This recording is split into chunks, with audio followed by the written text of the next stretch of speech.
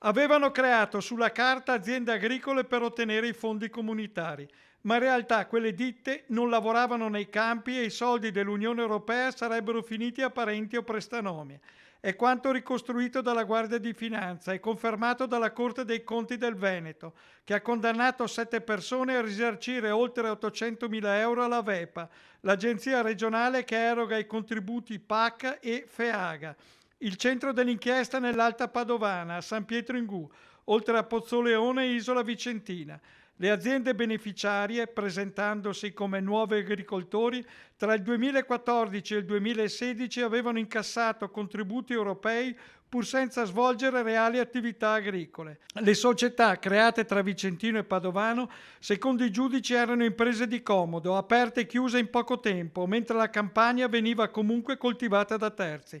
I condannati sono Alberto e Giannino Baldisseri, Antonella Bisol, Fabio Garbin, Cinzia Guglielmi, Cristina Bettinardi e Maria Stella.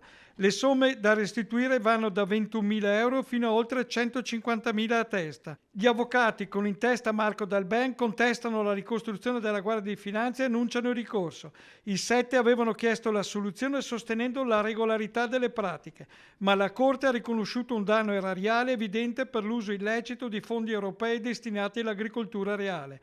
È un caso che riaccende i riflettori sui controlli sui finanziamenti comunitari e sul rischio di abusi in un settore già sotto pressione economica.